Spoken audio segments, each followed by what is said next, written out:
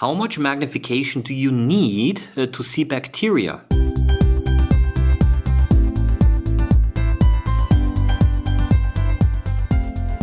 So hello and welcome, Microbehunter here, Oliver is my name. And to answer the question, how much magnification do you need to see bacteria? I can tell you it depends a little bit on the size of the bacteria that you want to look at. And theoretically you can already see them with a total magnification of 100 times, but you're only going to see small dots and not very much detail. But starting around at 400 time total magnification, you're able to see bacteria. And you're able to see them probably best with a total magnification of 1000 times. But, and this is what this episode of the podcast is about, it's not only a question of magnification. And that's really important here because bacteria are transparent and bacteria generally are quite difficult to observe under regular bright field microscope conditions. The reason being that, they are very transparent and therefore they lack color contrast. And generally what you should do is you should stain them either. You should stain them or you should use phase contrast microscopy to make them better visible. But please understand, yes, you can see bacteria also with regular bright field microscopes. You have to close the condenser all the way and then you're able to see them because you're able to see the so-called diffraction pattern. And because of a difference of refractive index between the bacterium, the bacterial cell and the surrounding water, this allows you to actually see them. It's actually an artifact, but this actually helps you also to increase the contrast a little bit. Yeah. So basically, 400 times is I would say probably the minimum where you can actually start to see bacteria. But I think the difficulty here is more kind of recognizing that these are actually bacteria that you're looking at. Because there's so much cellular debris and there's so much, sometimes even dirt. So people who are not, who are beginners and who are not really trained, sometimes might have a problem identifying bacteria. I personally think that bacteria are kind of more of the least interesting microorganisms to observe under the microscope. They're fairly small.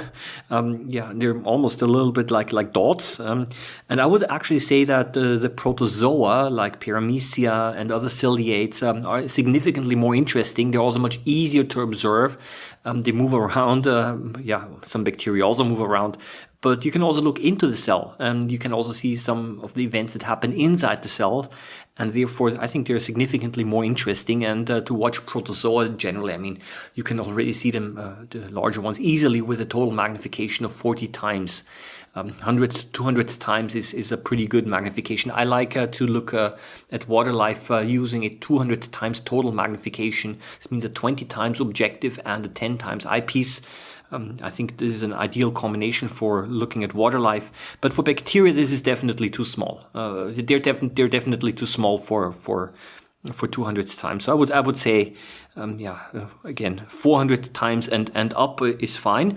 When you want to look at bacteria, you really have to make sure that the amount of water that you're using, if you make a wet mount, that you're really using a very, very small amount of water. It has to be a very, very thin film of water with bacteria between the cover glass and the microscope slide. The reason being that otherwise they might move around vertically and they quickly move out of focus because the depth of field is quite low at high magnifications.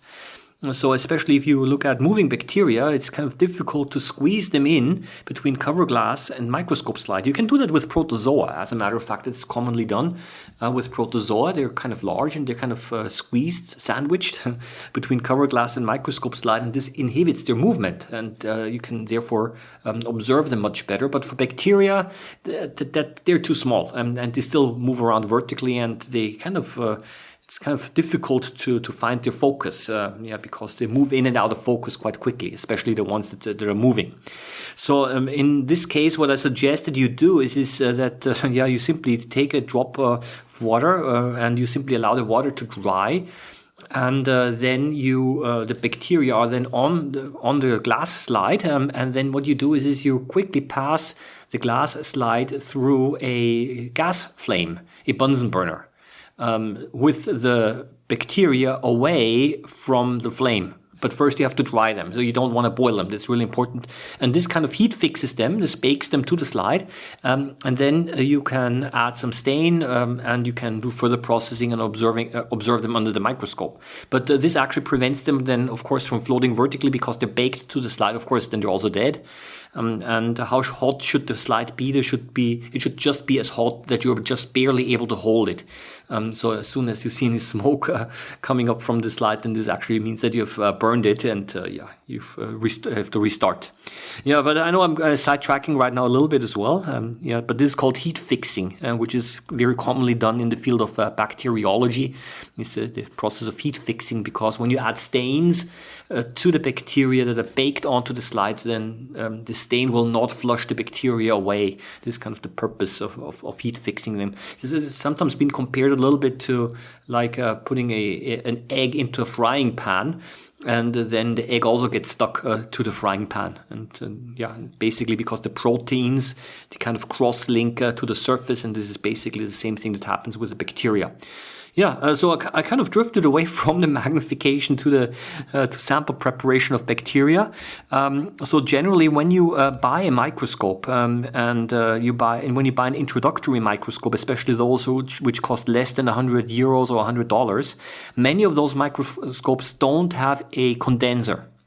A condenser is an optical system which is mounted beneath the stage, and even those microscopes, even if they are able to magnify 1,000 times, sometimes by using a 25 times eyepiece with a 40 times objective, 40 times 25 makes 1,000.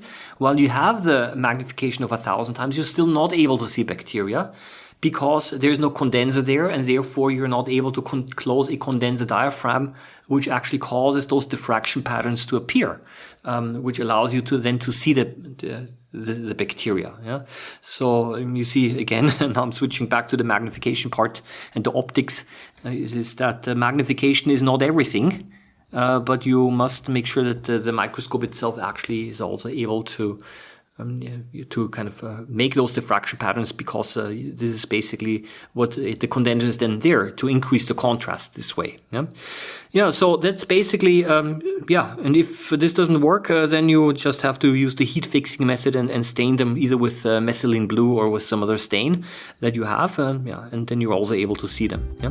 So that is basically all I have to say here, I wish you all the best, and see you around next time. Bye bye.